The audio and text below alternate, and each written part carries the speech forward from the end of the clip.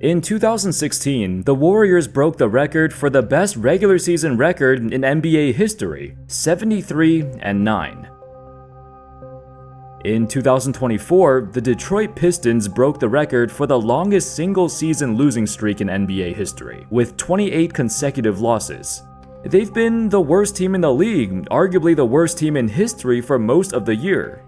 However, did you know that the Pistons are actually better in a lot of categories compared to even the most elite teams from 2016? For example, they're hitting their two-point shots at a 53.5% rate. That is not only better than the 2016 Warriors, but that's a higher percentage than every single team from 2016.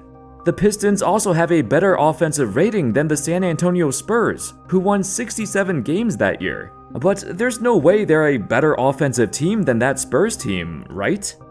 The Pistons are also widely regarded to be one of the worst three-point shooting teams in the current NBA. Their lack of spacing and their lack of shooting has been the biggest culprit in their struggles. But their three-point percentage would be just outside of the top 10 in 2016. In fact, currently, the 2024 Lakers take the fewest three-point attempts per game out of any team. Yet, that's almost the same amount of threes taken by the 2016 Warriors, who led the league in attempts. It's crazy how much everything has changed. 2016 doesn't even feel that long ago, you know? Maybe I'm just getting old, but the league has changed so much in such a short time, and this is only the surface. How's it going, folks? My name's Andy, and today let's take a detailed look at how the NBA has changed drastically since 2016. And what are the leading factors and causes of these changes? Every few decades, there's a team that revolutionizes the game of basketball. A team that became so successful that their impact can be felt across the NBA. The constant motion, the off-ball movement, equipped with incredible spacing, multiple guys who can pass, dribble, create plays, bring the ball up the court, combined with two of the best shooters the game has ever seen, the rest of the league took notice, and they strived to play like them. There's a major reason the three-point rate skyrocketed in recent years, and it spills over to other aspects of the game too. The Warriors once had the most assists per game of any team, with 28.9 assists per game, significantly more than the second-place Atlanta Hawks. Now, there are 9 different teams in the NBA averaging at least 28 assists. This can be attributed to more ball movement, but most importantly, offenses are just way more efficient than they used to be. The average true shooting percentage of all teams now is 58.2%, compared to just 54.1% in 2016. The Warriors were the #1 most efficient team back then, and they scored 114 points per 100 possessions. Now, there's 6 different teams scoring over 120 points per 100 possessions. That's just insane, and it's due to a couple of factors. Players in general have become better shooters over time. We've seen this trend from the 1990s to the 2000s to the 2010s. Back then, a lot of guys did not grow up learning to shoot. Remember when people legitimately used to think jump shooting teams could not win a title? Well, every great team today is a jump shooting team now. Most players nowadays did grow up learning to shoot, because in order to make an NBA roster, you need a wide array of skills to help you stay on the floor, and shooting is especially important for a guard. If you're a guard who can't shoot, it's like being a big man who can't rebound. You better be really freaking good at something else, or else you'll never get playing time. We can see the difference between an offense surrounded by good shooters versus one surrounded by bad shooters. Look at the Grizzlies' offense, for example. Having bad shooters negatively impacts your entire offense, because all of a sudden, your playmaker is getting suffocated by the defense. Your pick-and-roll guys are having trouble finishing, because the defense is packing the paint. They don't have to guard the perimeter that tightly, if they know there's players who can't shoot. We've seen the Pistons have this problem too, because their teammates are not threats to score from the outside. Having bad spacing in the modern NBA, it will kill your offense. You need to have at least 3 guys in your starting lineup who can consistently knock down shots. Analytics have played a huge part too. Back then, the Warriors were ahead of the curve when it came to stuff like this. Back in 2016, they earned the Best Analytics Organization award at the MIT Sloan Sports Conference. The statement read, The Warriors were one of the first NBA teams to invest in, among other analytic devices, SportView cameras, which monitor player movement throughout the course of a game. Remember the term light years ahead? That was not a meme, it was reality. It was clear the Warriors were way ahead of any other team at the time. But over the years, the rest of the NBA adopted analytics and sports tracking data, and soon they caught up. Whenever a team is successful, you want to emulate their playstyle, and this goes back since the beginning of time. However, it doesn't always work. The most prominent example I can think of is Michael Jordan. In the 80s and 90s, Jordan dominated, and he dominated primarily as a one-on-one player. So you fast forward to the 2000s, and players who grew up and idolized Jordan are now playing in the NBA, and they want to emulate Jordan's playstyle. They want to go one-on-one all the time. They've spent their entire lives, their entire childhoods and teenage years perfecting MJ's moves. There's just one little problem. None of them are MJ. So this led to an entire decade dominated by isolation-heavy offenses, with superstars calling for ISOs all the time, and their teams relied on them to carry the offense. Heck, the NBA even made rule changes. They removed hand-checking and added the defensive 3-second violation to encourage and help perimeter players score, because the NBA also wanted someone to be the next MJ. Even then, very few players came close. As much as people adore the stars from that era, I don't miss watching games end with a score of 69-67. These kind of offenses led to the most unbearable games ever. In the current era, I think a lot of people look at today's game and assume all these teams are trying to emulate the Golden State Warriors from 2016. Everything down to the three-point shooting, the ball movement, and motion offense, it's natural to emulate the things that lead to success. But what surprises people is there are so many teams today that run offenses better than the Warriors ever did. They didn't just emulate the Warriors, so many teams are now able to generate points at a rate far beyond what even the 2016 Warriors were capable of. Back then, we thought this was the pinnacle of offense, and we won't see anything better than this. Boy, were we wrong. To give you an idea of how absurd this is, 9 of the top 10 highest offensive ratings in NBA history are literally in the 2023-24 season. The only team that's not from this season is from last year, the 2022-23 Sacramento Kings. With every team now at the forefront of the analytics revolution, everyone knows the best plays to make. Everyone knows the most efficient shots to take, the best angles, the best spots to take a layup, how to use cuts and off-ball screens to get players open. You could say offense has been figured out. There's no other major sport where they're literally setting records every season. You remember Mori ball, right? The philosophy that teams should always prioritize taking either three-point shots or shots at the basket, as these are the most efficient ways to score.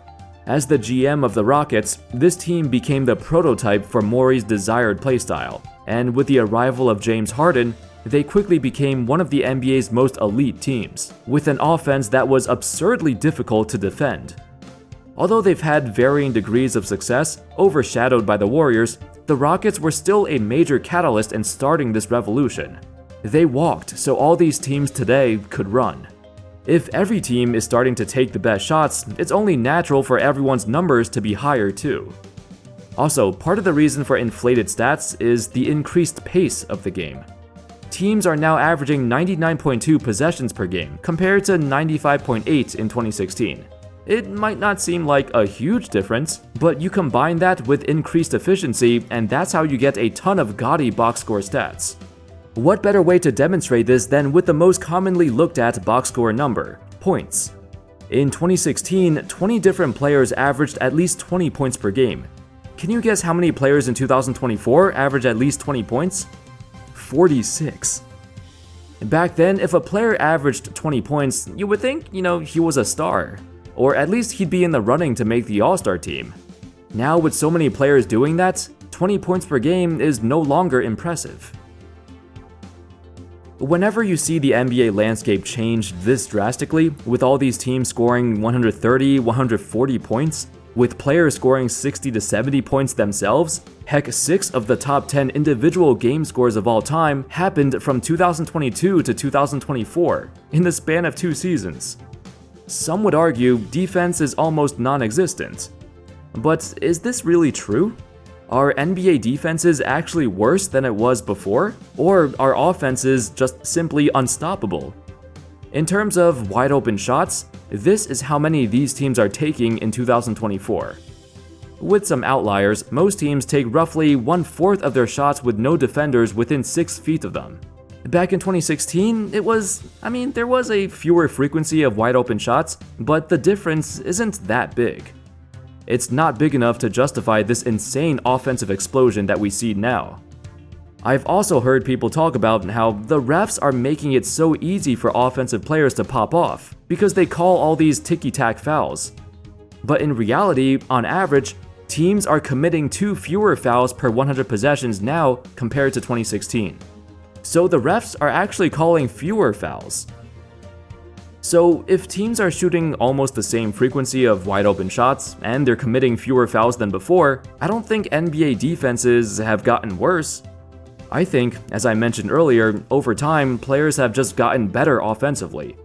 The analytics expansion have also impacted how young players learn the game. The era of bad shots, long contested 2-pointers are over. In the past, coaches were okay with that. Now, if you're a role player who takes a bad shot, you'd get benched instantly. Instead, the emphasis has shifted towards versatility. Whether you're a 7-foot center or a 6-foot guard, you are expected to fill several roles.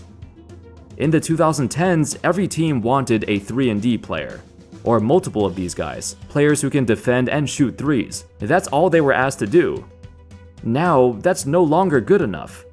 On top of being a 3-and-D player, you also need to be able to pass and create a play off a drive or crash the glass for rebounds.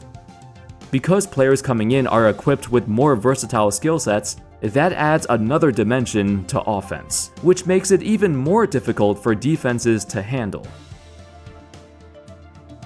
In terms of popularity, the NBA is more popular than ever, but not everyone likes the direction the league is going.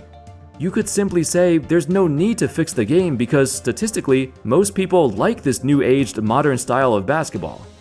However, for those going against the grain, what can the NBA do to limit offenses?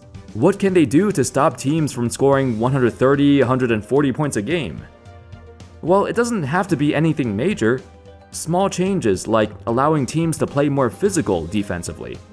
If an offensive player bumps you, the defender should not be the one getting called for the foul. Give the defenders more leeway to use their body to stop an offensive player. Less foul calls on drives like this. It seems like nowadays, a lot of players have figured out how to get calls. Whether it's through tricking the defender or tricking the refs, I don't fault players who play for the whistle, because the NBA has enabled it. Even so, only a handful of players take advantage of this. The bigger dilemma is, how can teams defend when the floor is so spread out? There's not much you can do about this besides, growing 2 feet taller and have godlike speed to cover this kind of ground. Perhaps the league can revisit the defensive 3-second violation, maybe even increasing the time to 5 or 6 seconds so their players can have a better chance of stopping a drive and contest the rim.